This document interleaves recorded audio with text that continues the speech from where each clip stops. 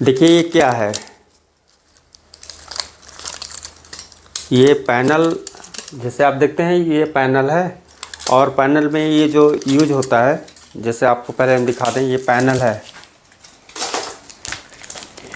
Panel ऐसे करके आप देख सकते हैं इसे। और ये हो गया नीचे साइड। अभी इसका जो है ये इधर जो साइड में ये कफ यूज किए गए हैं, ये गेट हो गया। अब देखिए दोनों को हम अलग कर देते हैं, ठीक है।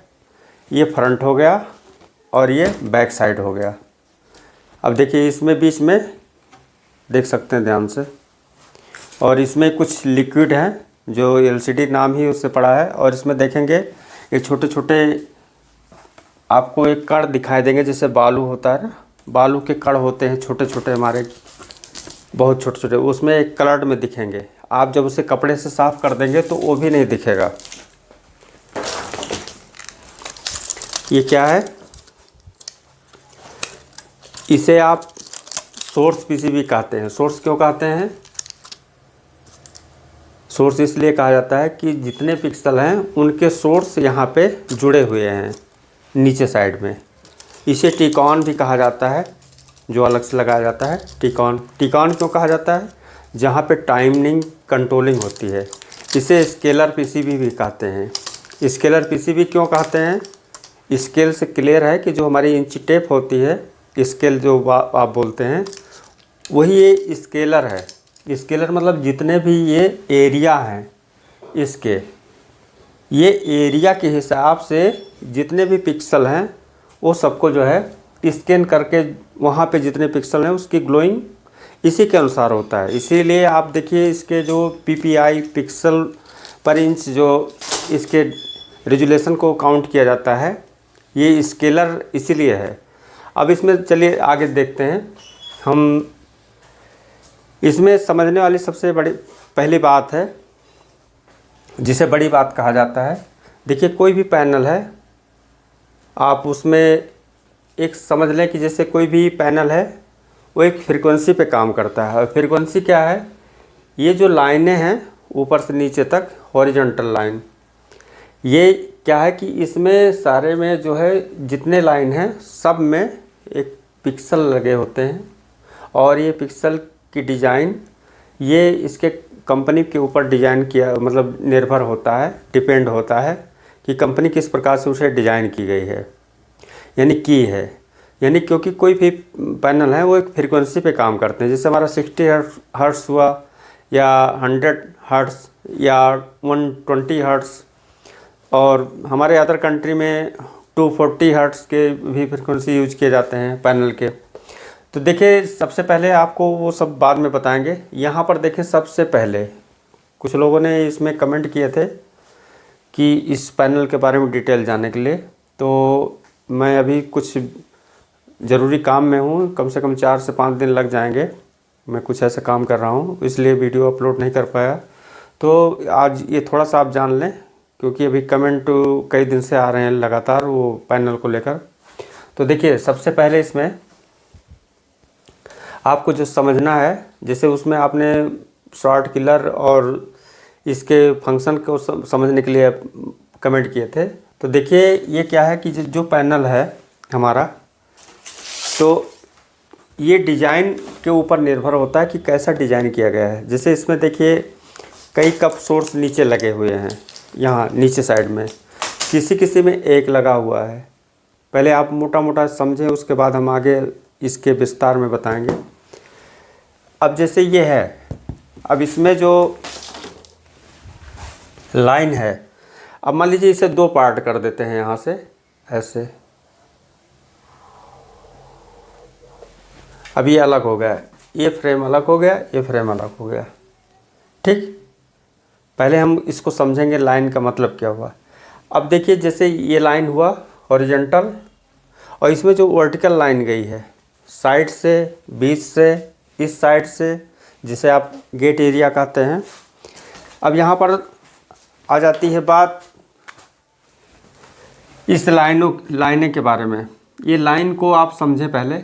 देखिए हम इसे यहाँ पे कोई भी पैनल स्ट्रक्चर लाइन होती है उसमें multi crossing line, number 2 nearest parallel line, third horizontal and vertical line, fourth signal frequency line, 5 working voltage line.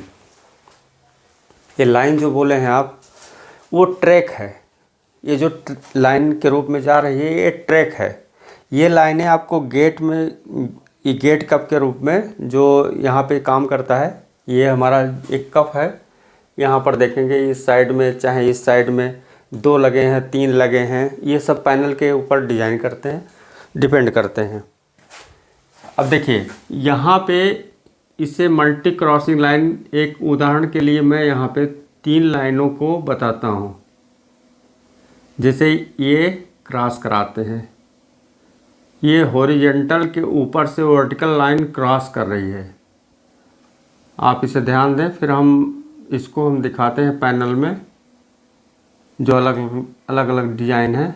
ये आप देख सकते हैं, आपके पास टूटे फूटे पैनल होंगे, उसे अलग अलग कंपनी के पैनल को ध्यान से देखें, उसके स्ट्रक्चर को, वो नॉर्मल आँख से नहीं दिखेगा, आपको लेंस लगाने होंगे।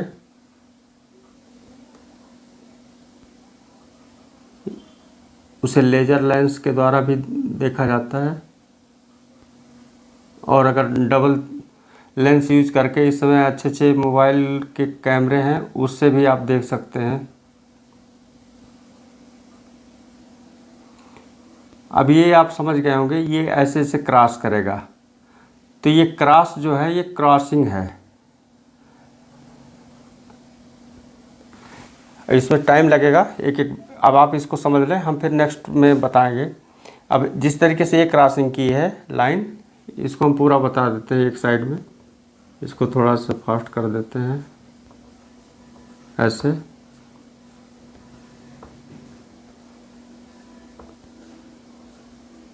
ये समझने में आसानी होगी इसलिए हम पूरा नहीं बनाए। अब देखिए ये मल्टी क्रॉसिंग लाइन जो है इधर से भी गई है, बीच से भी गई है। आप समझे पहले, कोई भी ये जो हमारा शॉर्टिंग इशू आता है, तो शॉर्टिंग कई तरीके से होता है और कहीं भी हो सकता है। इसको समझने से पहले आप समझें कि कोई भी पैनल है वो उसकी एक फ्रीक्वेंसी होती है। जैसे हमारा 60 हर्ट्ज़, 120 हर्ट्ज़ या 100 हर्ट्ज़, ये जो फ्रीक्वेंसी है ये हमारा, मान लीजिए एक, जैसे आपने CRT TV में देखा होगा, एक फ्रेम रेट होता है, उसमें वर्टिकल हॉरिजॉन्टल जो स्कैनिंग होती है 15,625 लाइन, उसमें भी एक फ्रीक्वेंसी होती है, उसी के अकॉर्डिंग हमारे स्कैन होते हैं पिक्चर। तो उसमें एक फ्रेम रेट होता है। फ्रेम मतलब क्या हुआ, ये यहाँ पर समझ लीजिए एक फ्रेम बना, तो ऐसे उसमें क्या है कि 25 फ्रेम होते थे, जो 625 जो CRT का काम करते हैं वो जानते होंगे।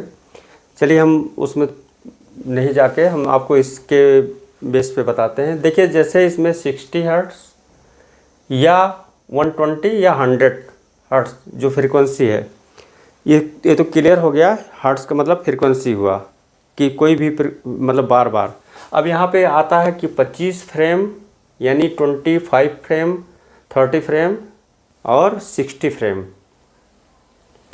ये फ्रेम क्या है, ये एक फ्रेम जब हमारी आँख के सामने, ये मान लीजिए ये हमारा 30 का है या 60 का है, तो ये 60 फ्रेम एक सेकंड में हमारे आँख के सामने ये बदलते हैं, चेंज होते हैं। इसलिए आप हमारी वीडियो अगर देखे होंगे तो देखिए, हम उसमें बहुत डिटेल एक किताब के ज़रिए हमने उसमें स्कैनिंग के बारे में समझाया है। आप थोड़ा फास्ट देखते हैं, मैंने बहुत सारे वीडियो में इतना क्लियर बताया है अंदर, उसमें थंबनेल हम नहीं बना पाए कि उस पर बताएं कि इसमें क्या क्या बताए हैं, क्योंकि एक ही वीडियो में कई चीज़ों को बताए हैं। आप उसे ध्यान से स्लो टाइम पे देखेंगे, जो फास्ट टाइम करके देखते हैं उसे स्लो और ध्यान से देखें, बहुत कुछ आपको उस वीडियो में मिलेंगे जो मैं एक एक वीडियो बनाया हूँ। कुछ नहीं कुछ तो आपको उसमें नया दिख ही जाएगा जब आप उसे ध्यान से देखेंगे वीडियो में। देखिए चलिए हम आपको बताते हैं इसमें। अब ये फ्रेम रेट क्या होता है कि हमारा जो सामने, आँख के सामने हमारा जो पिक्चर आता है वो पिक्चर में क्या होता है, 1 सेकंड में हमारे 60 बार अगर ये इस रेट की जो स्कैनिंग होगी अगर, तो चाहे 25 हो, अगर 25 ही फ्रेम मान लीजिए या हमारा मिनिमम है ये, इस पर क्वालिटी डिपेंड करता है क्योंकि एक रिफ्रेश रेट होता है।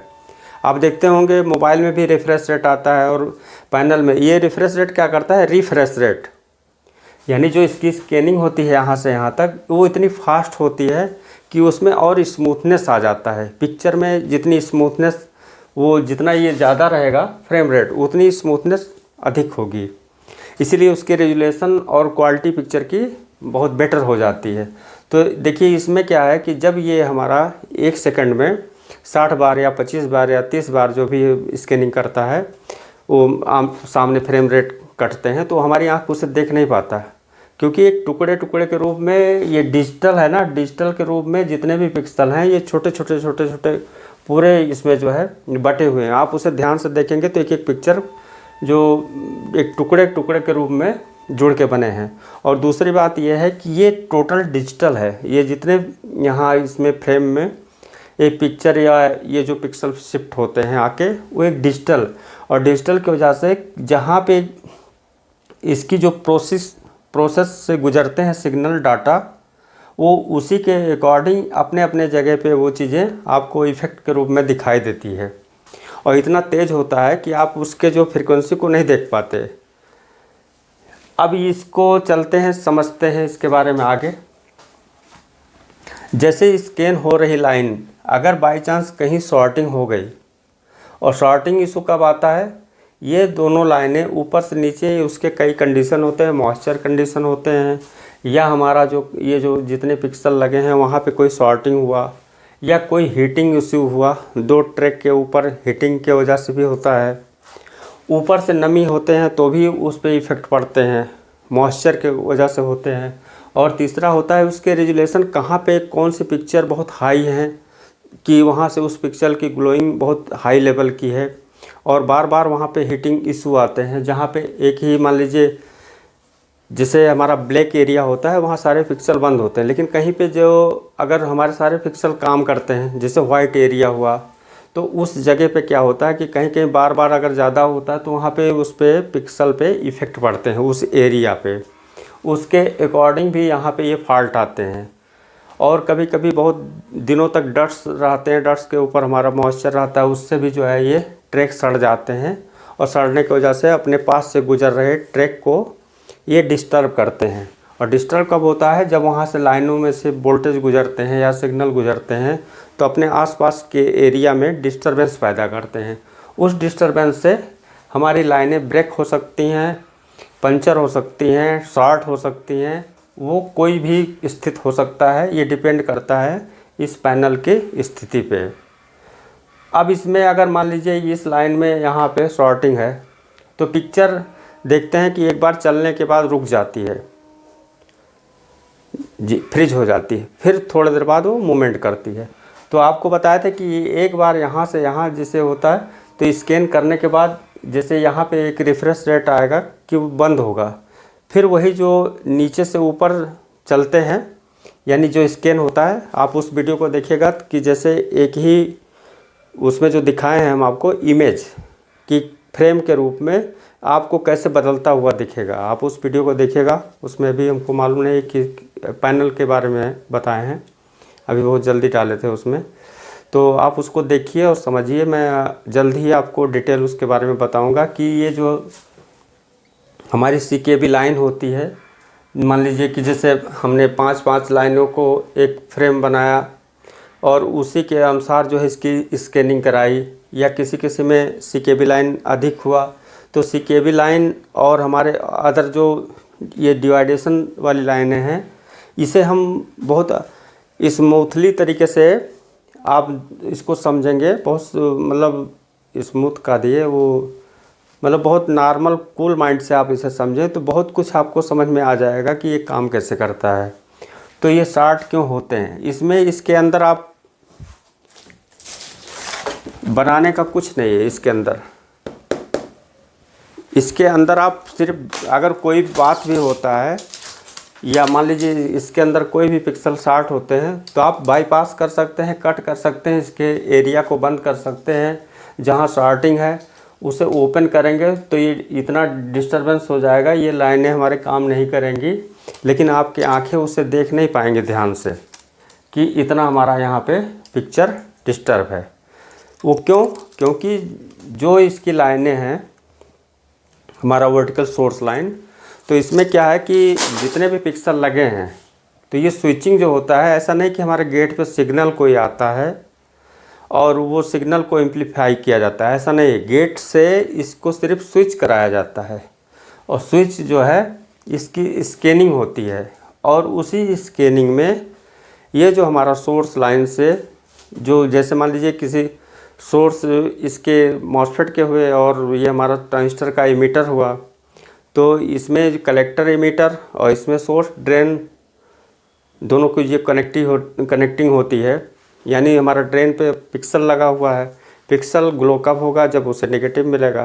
तो ये डाटा के रूप में जो हमारा वहाँ से सिग्नल इन होते हैं और पिक्सल तक पहुँचते हैं, उसमें सबसे बड़ी भूमिका होती है ये जो लिक्विड के रूप में ये छोटे छोटे कण हैं, क्रिस्टल जिसे बोलते हैं, उसमें वो सारे कण जितने हैं जो जो उसमें डाटा जाते हैं, चाहे ग्रीन, चाहे ब्लू, चाहे रेड, वो उसी डाटा के बेस पे वो जो है अपना एंगल चेंज करते हैं और उस एंगल को आप देख नहीं पाएंगे। जहाँ पे जिस हिसाब से जो भी इमेज बने हैं वो अपने आप उस डाटा के रूप में वहाँ पे इफ़ेक्ट आपको डालते हैं। इसे हम आपको नेक्स्ट बताएंगे।